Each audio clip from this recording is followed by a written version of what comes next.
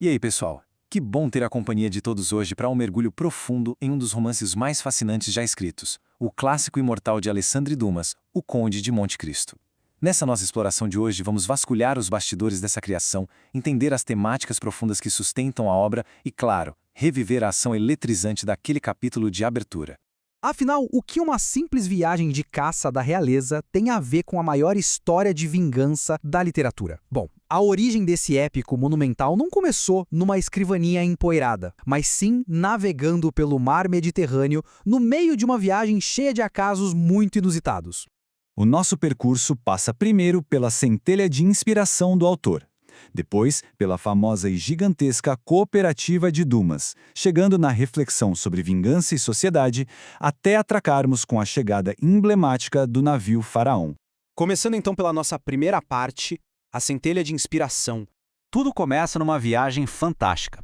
Lá em 1841, Dumas morava em Florença. No ano seguinte, a pedido do irmão de Napoleão, o próprio rei Jerônimo Bonaparte, ele virou uma espécie de guia de viagem do jovem sobrinho do imperador. A missão era apresentar à Itália o príncipe de 19 anos, o que acabou levando a dupla até a ilha de Elba. E foi justamente esse trajeto incrível que abriu o caminho para o contrato de publicação fechado em Paris em 1843, encomendando a Dumas um romance que, inicialmente, serviria só de pano de fundo para relatos de viagem. Mas o momento exato em que a grande ideia surgiu é genial, até meio cômico. Imagine a cena. Depois de visitarem Elba, Dumas e o príncipe decidem caçar perdizes numa ilhota chamada Pianosa. Sem cães de caça, tiveram que improvisar alugando um cachorrinho da região. Entre um tiro e outro, olharam para o horizonte e deram de cara com um rochedo magnífico em forma de pão de açúcar. Na hora decidiram navegar até lá. Só que um dos barqueiros soltou um alerta crucial. A ilha de Monte Cristo estava em contumácia. Ou seja, estava sob regras rígidas de quarentena. Pisar lá significava ficar de castigo uns 5 dias na volta. Como Dumas detestava quarentenas, eles só deram a volta de barco mesmo. Mas aquele nome, Monte Cristo, grudou na cabeça dele guardado as 7 chaves para um livro futuro. Com o título perfeito na cabeça, faltava só o enredo.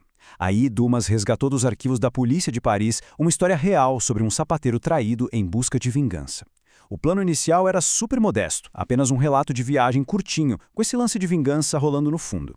Mas, graças a uns conselhos literários valilosos, essa pérola bruta foi lapidada. A história cresceu, se transformando naquilo que a gente conhece, uma visão incrivelmente ambiciosa dividida em 3 partes clássicas: Marsella, Roma e Paris. É a prova viva de que uma simples faísca pode, literalmente, virar um épico. E isso nos leva aos bastidores de como tudo foi escrito na nossa segunda parte, a Cooperativa Dumas. Olha só esse número impressionante: 646. Esse é o total de títulos identificados sob o nome de Alexandre Dumas, segundo os biógrafos. É quase humanamente impossível imaginar uma única pessoa armada só de papel e pena escrevendo essa montanha de coisas sozinha. E a verdade nua e crua é que ele não trabalhava sozinho. A escala dessa tal de Cooperativa Dumas é de cair o queixo. Além dos mais de 600 títulos, a gente está falando de mais de 4.000 personagens principais, quase 9.000 secundários e para lá de 24.000 figurantes. Era basicamente o equivalente a uma moderna sala de roteiristas de série de TV. Uma verdadeira fábrica literária frenética, com dezenas de pesquisadores e assistentes ralando lado a lado sob o comando dele.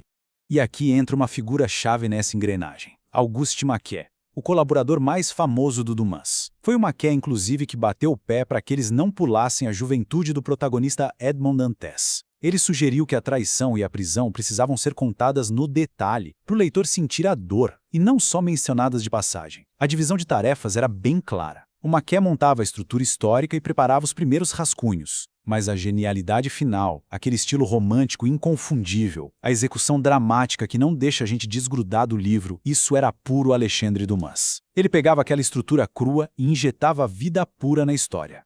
Avançando agora para os grandes temas da obra, na nossa terceira parte, vingança e sociedade. Tem uma frase fantástica do tradutor e crítico Rodrigo Lacerda que diz o seguinte: a grande ficção nada tem a ver com o bom gosto. Durante muito tempo, uma parcela da crítica torceu o nariz para o Dumas, chamando o cara de mero folhetinista, como se fosse um autor de literatura menor, só focado em entretenimento barato. Só que o argumento aqui é que a força bruta desse romance de magnetizar quem está lendo simplesmente atropela qualquer snobismo acadêmico. O livro sobreviveu às gerações exatamente porque toca no que há de mais profundo e visceral na essência humana.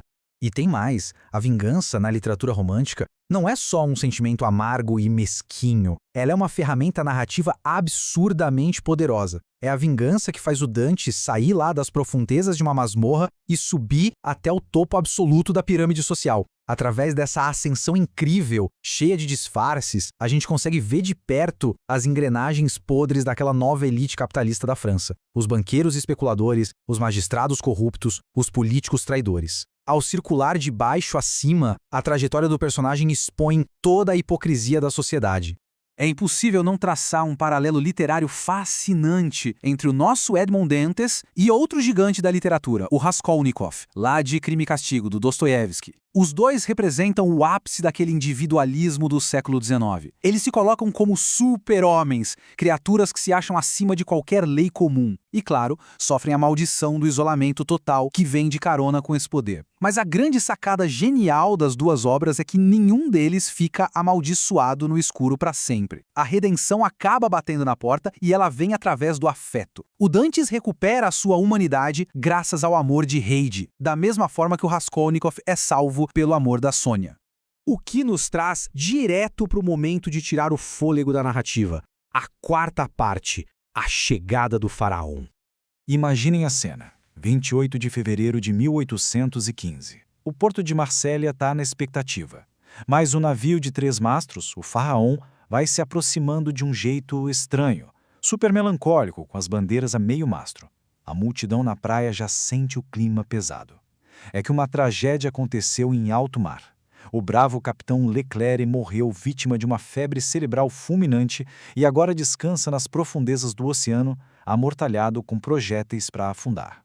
E é bem nesse cenário de luto e tensão a bordo que a bomba relógio começa a tic-taquear. De um lado, Edmond Dante, o imediato. Um rapaz novo ali pelos seus 19 anos, de olhos super escuros, calmo, valente, que rapidamente assume o leme e é simplesmente idolatrado por toda a tripulação. Do outro, temos o Danglars, o contador do navio. Um cara um pouco mais velho, do tipo que dá sorriso falso e obedece cegamente aos chefes, mas pisa e humilha os subordinados. Detestado por todo mundo. A faísca de pura inveja e ódio do Danglars pelo jovem Dantes já está pegando fogo antes mesmo do navio encostar em terra firme. Mas o verdadeiro estopim de toda a desgraça, o grande incidente incitante, é revelado logo. Uma paradinha secreta na ilha de Elba. O Danglars, ardiloso, acusa o Dantes de ter desviado a rota e perdido o tempo de viagem por puro capricho. Acontece que o Dantes só obedeceu à última ordem do seu ex-capitão no leito de morte. Ele precisava entregar uma encomenda totalmente secreta. O que o jovem Dantes jamais poderia prever, na sua tremenda inocência, é que ele acabaria conversando cara a cara com o próprio Napoleão Bonaparte nessa ilha. Um detalhezinho aparentemente simples, mas que vai carregar consequências simplesmente devastadoras. Assim que eles atracam, o dono do navio, o senhor Morrel, percebe de cara o talento impecável do rapaz. Ele fica tão empolgado com a competência do Dantes que promete ali mesmo torná-lo o capitão oficial do Faraó. Tudo parece perfeito.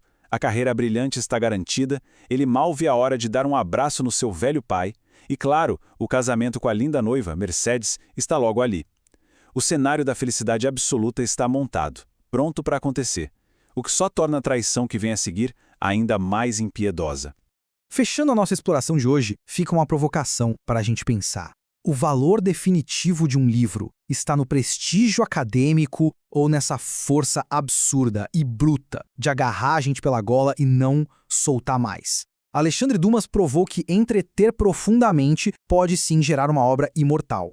Saber que o Dantes está no auge, prestes a perder absolutamente tudo, faz a injustiça doer na nossa própria pele. O que será de verdade que acontece naquelas masmorras sombrias e como essa vingança implacável vai ser arquitetada? Bom, todos os detalhes eletrizantes estão esperando nas páginas de O Conde de Monte Cristo. Até a nossa próxima exploração